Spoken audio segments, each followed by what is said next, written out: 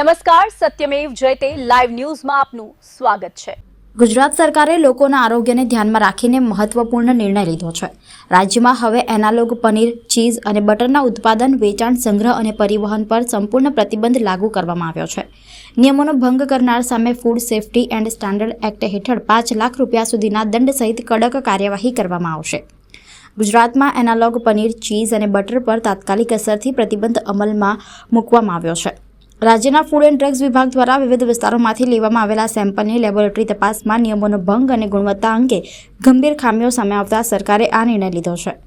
સરકારે સ્પષ્ટ કર્યું છે કે લોકોના આરોગ્ય સાથે કોઈપણ પ્રકારનું સમાધાન કરવામાં આવશે નહીં। તેથી એનાલોગ પનીર, ચીઝ અને બટરના ઉત્પાદન, વેચાણ, સંગ્રહ અને પરિવહન પર સંપૂર્ણ પ્રતિબંધ લાદવામાં આવ્યો છે।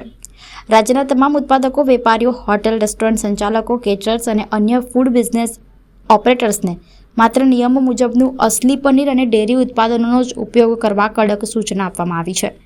Food safety and standard act 2006ની કલમ 50 હેઠળ જો ગ્રાહકને માંગ્યા મુજબની ગુણવત્તાનું ખાદ્ય પદાર્થ આપવામાં ન આવે અથવા નિયમોનો ભંગ કરતી ખાદ્ય સામગ્રીનું વેચાણ કરવામાં આવે તો 5 લાખ રૂપિયા સુધીના દંડની જોગવાઈ છે। ઉપરાંત અન્ય સંબંધિત કલમો હેઠળ પણ કડક દંડાત્મક કાર્યવાહી થઈ શકે છે। ઉલ્લેખનીય છે કે ગુજરાતની સાથે મહારાષ્ટ્ર સરકારે પણ આજથી એનાલોગ પનીર પર પ્રતિબંધ લાગુ કર્યો છે। સરકારનું માનવું છે કે આ નિર્ણયથી ગ્રાહકોને સુરક્ષિત અને ગુણવત્તાયુક્ત ખાદ્ય પદાર્થો ઉપલબ્ધ થશે તેમજ ખાદ્ય સુરક્ષાના નિયમોનું વધુ કડક પાલન સુનિશ્ચિત બનશે। ભારતીય જનતા પાર્ટીની સરકારમાં લોકપ્રિય મુખ્યમંત્રી ભૂપેન્દ્રભાઈ પટેલ સાહેબના માર્ગદર્શન અને યુવા નાયબ મુખ્યમંત્રી આદરણીય હર્ષભાઈ સંઘવીના માર્ગદર્શન સાથે ગુજરાતમાં પણ કાલેથી એનાલોગ પનીર પર, એનાલોગ ચીઝ અને બટર પર વેચાણ કરવું, પ્રોડક્શન કરવું, પરિવહન કરવું સંપૂર્ણપણે પ્રતિબંધ લાગી દેવામાં આવ્યો છે।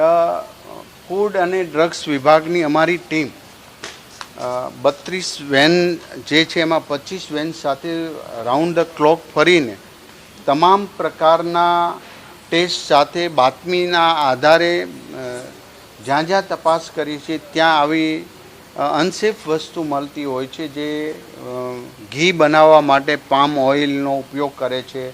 આ પામ ઓઇલનો ઉપયોગ એનાલોગ પનીર બનાવવામાં કરે છે, શુદ્ધ પનીર હોતું નથી।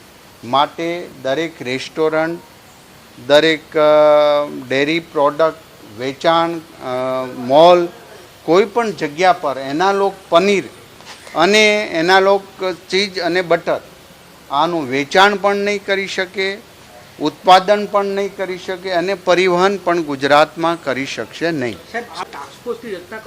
ગુજરાતમાં છેલ્લા 4 મહિનાથી આદરણીય મુખ્યમંત્રી ભૂપેન્દ્રભાઈ પટેલ સાહેબના સીધી સૂચનાથી અમારી ટીમ દિવસ અને રાત એનાલોગ પનીર અને અન્ય અખાદ્ય ચીજોમાં સતત ને સતત રેડ કરી રહી છે અને એના હિસાબે આજે ગુજરાતમાં અને ખાસ કરીને મીડિયાએ આ એનાલોગ પનીર ન ખવાય એ અમારી ટીમે તો કામગીરી કરી, પણ આ વાત એક મીડિયાના શ્રેષ્ઠ કર્તવ્યથી લોકો સુધી પહોંચાડી છે અને આજે બધા જ લોકોને જાગૃત થઈ ગયા છે કે આ એનાલોગ પનીર એ શુદ્ધ પનીર